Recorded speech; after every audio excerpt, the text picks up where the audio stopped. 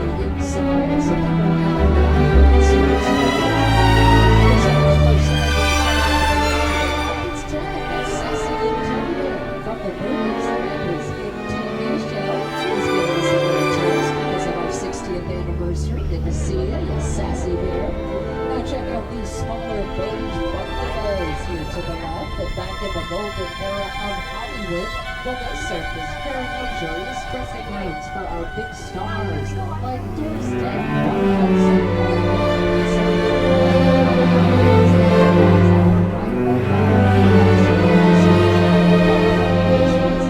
these little bungalows to the left include that's a company. It's owned by a company president, brother.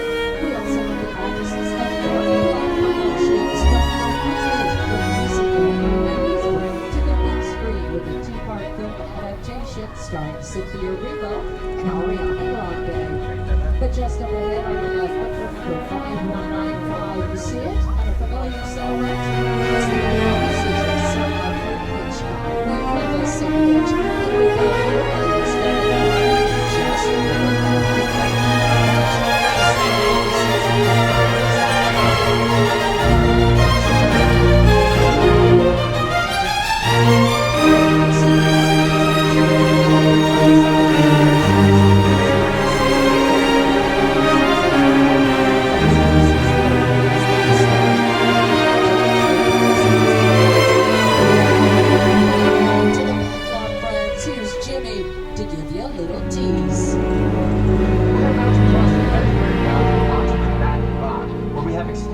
for many outdoor scenes. Over the last 60 years, studio tour guests have seen these locations turned into big cities, wild suburbs, even that guy's hometown. Yeah, that guy. For countless movies and TV shows. This is Universal's Metro sets. That's right, Jimmy. And to your right, on the other side of this wall, even peek down one of these little streets, you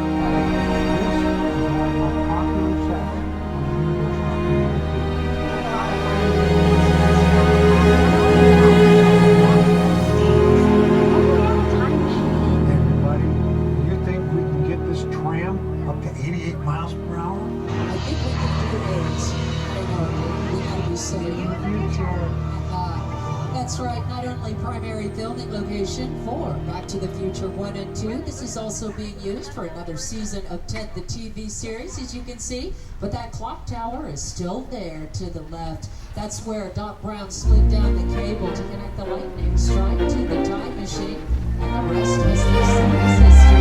We also like to do television in this area. We include Ghost Whisperer, Rutherford Falls, and parts of the Midwest, and the video for any small town in the U.S. to the big city. Welcome to what we call New York Street. It's our longest and most popular street within our metro sets of filmmakers that would address this street.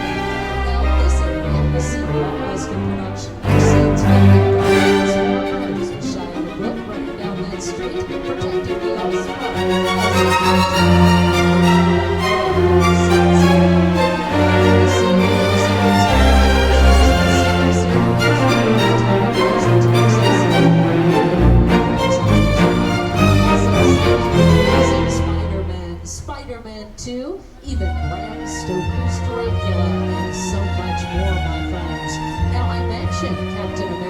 burst of engine light, which can take a glass and steel structure there. Well, that is also an empty shell, but how would we run that for 1940s Brooklyn scene?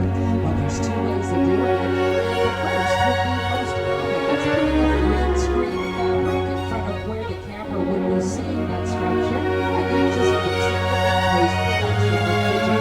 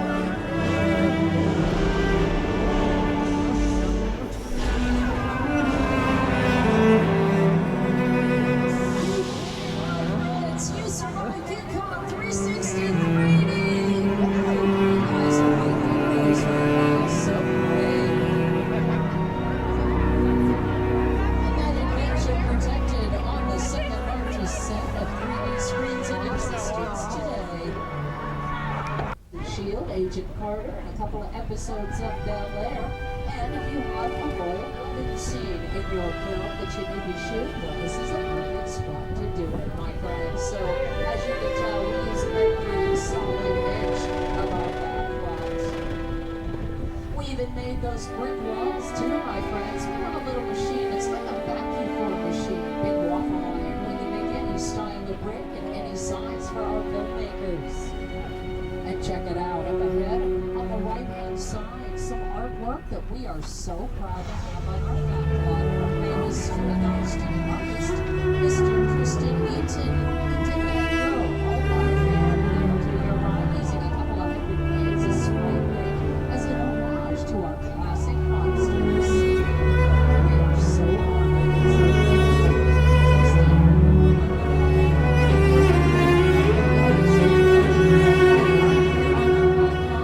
Check it out to your left, that famous logo that always fits in one of our brand new sound stages with the live studio audience that usually sits here to the right underneath those tents. And of course, those three judges, River McIntyre, screwed up like a demon, one step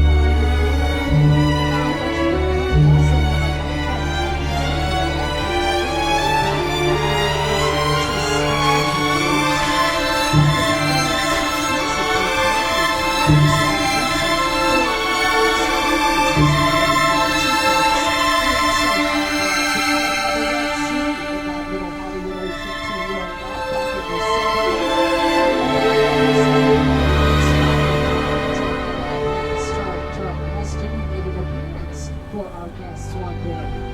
That little lake to your left through those bushes is also the birthplace of one of our classic monsters. You know which one.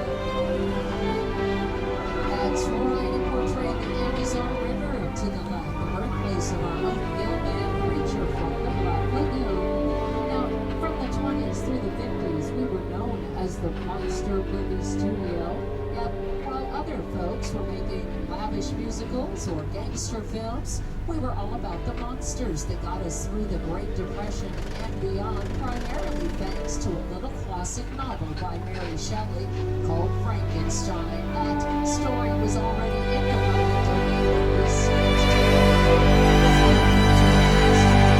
monsters from places like more recently used for scenes from Princess Diaries to Royal Engagement, and a primary filming location for 4 years up the good place like Ted Danson and Kristen Bell. But indeed, my friends, we transformed this whole area into Transylvania for Dracula, starring Bela Lugosi. We turned this area into Austria for Frankenstein and his bride. We turned it into Wales for the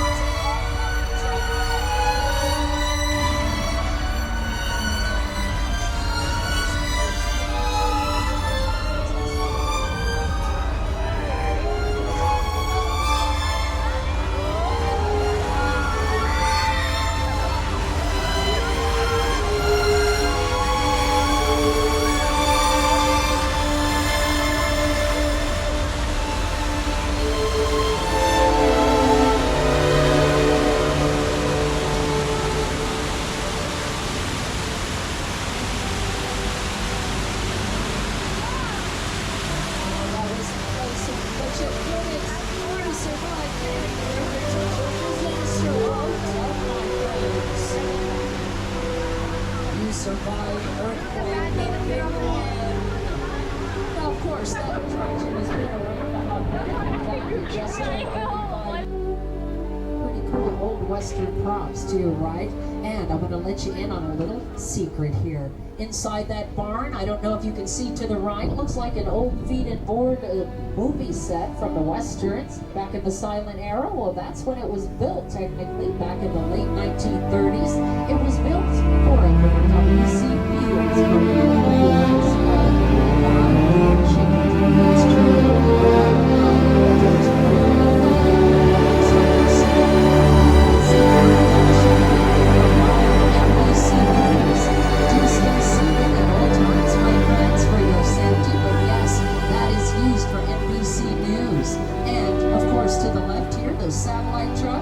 the sign with NBC Entertainment on there. Those satellite trucks are used for live feeds, as are our little satellite dishes as well. Now, of course, you all know that the Olympics is coming here in 2028, right? Well, NBC brought you those live competitions from Paris just a few months ago. But when it comes 4 years from now, we'll be bringing you all of that stuff right here from the back lot. That is a little known fact that the NBC Production Hub hides inside one of our practical sets. Mayor Bond says that big old shark that was terrorizing the town, well, he's hanging up over there to the right, but our police divers are doing a last-minute sweep of the oh my gosh, are you guys seeing this? My friends in the second car, you must sit down. You must sit down and hold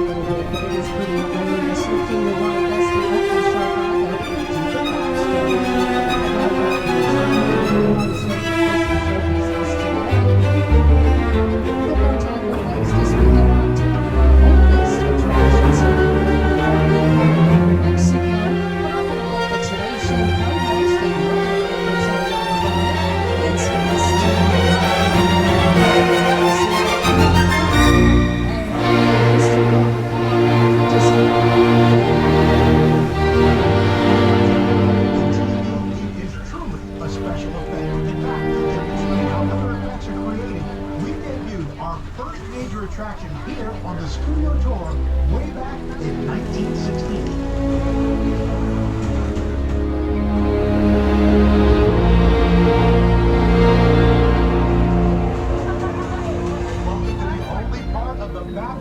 With a 100% chance of flash flood. Thank you, Mr. Roper, and happy birthday. Now, as you can see, we have those flashes of lightning that are actually courtesy of high intensity LED. It's the sound of thunder being pumped out through speakers. And yes, my friends, those overhead sprinklers provide great drops that are about 5 times larger than normal, so the camera can pick up on it. If you can believe it, Lady Gaga was out here at 8-inch heels. She was filming scenes from the music video called Judas. She looked amazing. I don't even know how she did it, but Bridgewater. It's in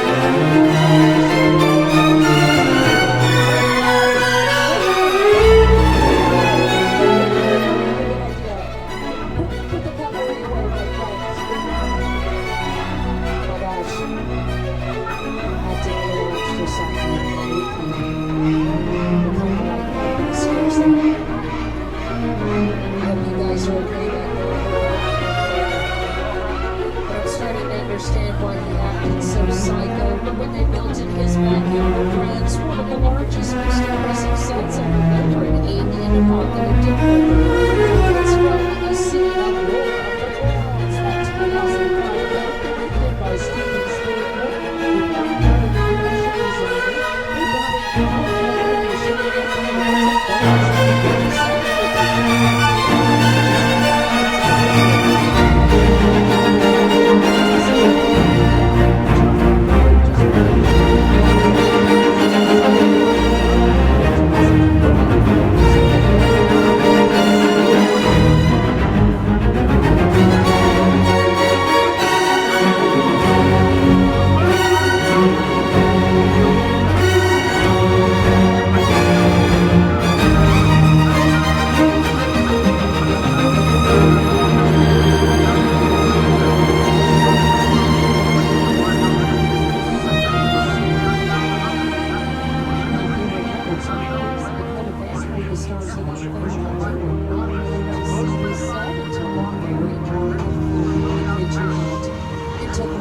to set all this up, friends. It took weeks to film. This one particular scene only minutes of the entire movie, I kid you not. All the things we do. Yeah, Robbie, you better be getting inside that vehicle if you want to live. But it's good to know that teenage rebellion still occurs in an alien apocalypse. Kind of feel better about our future.